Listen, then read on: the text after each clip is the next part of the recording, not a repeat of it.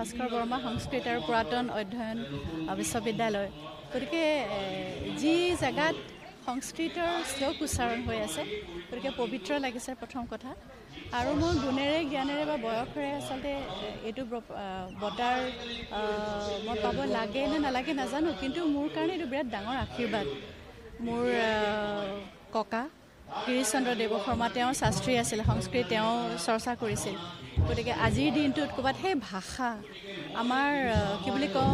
ভাৰতীয় মানুহ হিচাপে অসমীয়া মানুহ হিচাপে ক'ৰবাত আমি আচলতে কি কথা গুৰুত্ব দিব লাগে নালাগে আজি যেন পুনৰবাৰ সেই কথাটো মনলৈ আহিছে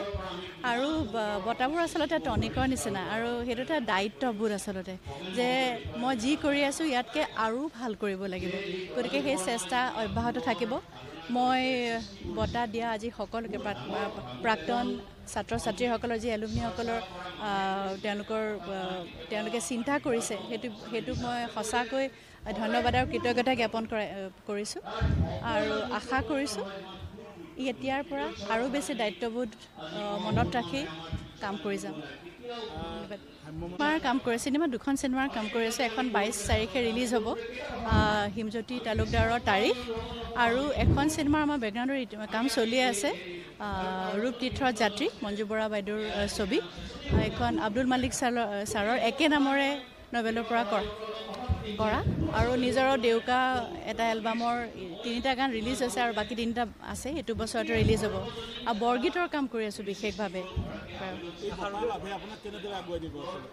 মই কৈছোঁ নহয় এইটো দায়িত্ববোধ আচলতে বঁটা পোৱা মানে আচলতে ভয় এটা সোমাই লোৱা যে যিটি কাম আমি কৰিব নোৱাৰিম আমি চেষ্টা কৰিব লাগিব এতিয়া আগতকৈ বেছিকৈ চেষ্টা কৰিব লাগিব ভালকৈ কাম কৰাৰ আৰু বিশেষকৈ অসমীয়া সংগীতক আগুৱাই নিয়াৰ সেইটোৱে চেষ্টা থাকিব নিজৰ গান ৰিলিজ হ'ব বুলি ভাবিছোঁ যদি কাম শেষ কৰিব পাৰোঁ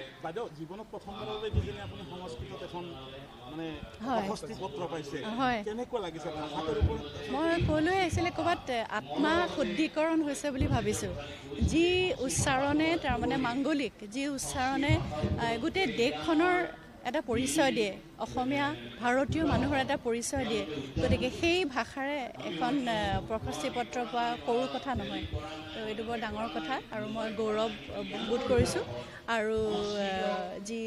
এলুমনিসকলে এই চিন্তা কৰিছে তেওঁলোকক নতশিৰে প্ৰণিপাত জনাই ধন্যবাদ জ্ঞাপন কৰিছোঁ থেংক ইউ মাতাইকে স্বাগতম জনাইছোঁ আমাৰ কুমাৰ ভাস্কৰ বৰ্মা সংস্কৃত আৰু পুৰাতন অধ্যয়ন বিশ্ববিদ্যালয়ৰ প্ৰাক্তন ছাত্ৰ সন্মিলনীৰ উদ্যোগত আমি যোৱা বৰ্ষৰ পৰা এই ভাস্কৰ বঁটা প্ৰদান অনুষ্ঠান আৰম্ভ কৰিছিলোঁ আপোনালোকে দেখুৱাই যোৱা বৰ্ষত আমি এই বঁটা প্ৰদান কৰিছিলোঁ ভাৰতৰ আচলতে যেতিয়া আমাৰ প্ৰাক্তন ছাত্ৰ সন্মিলনী গঠন হৈছিল তেতিয়া আমি এটা সিদ্ধান্ত লৈছিলোঁ যে অসমৰ সাহিত্য সংস্কৃতি কলা শিক্ষা ক্ৰীড়া আদি বিভিন্ন দিশত যিসকল ব্যক্তিয়ে সুনাম অৰ্জন কৰিছে তেনেকুৱা প্ৰতিগৰাকী ব্যক্তিক আমি প্ৰতি বছৰে আমাৰ বিশ্ববিদ্যালয়ৰ প্ৰাক্তন ছাত্ৰ সন্মিলনীৰ তৰফৰ পৰা ভাস্কৰ ৰত্ন বঁটা প্ৰদান কৰিম আৰু সেই উদ্দেশ্যৰে ভাগত ৰাখি এইবেলি আমি 2003 চনৰ ৰাষ্ট্ৰীয় স্বাস্থ্য পুৰস্কাৰপ্ৰাপ্ত মহিলা কণ্ঠশিল্পী তৰালী বঁটা প্ৰদান কৰিছোঁ ভাস্কৰ ৰত্ন বঁটা প্ৰদান কৰিছোঁ আৰু আমি নথৈ আনন্দিত হৈছোঁ আৰু আপোনালোকৰ আটাইকে আমি ধন্যবাদ আৰু কৃতজ্ঞতা জ্ঞাপন কৰিছোঁ Stay informed, stay ahead. News Any 365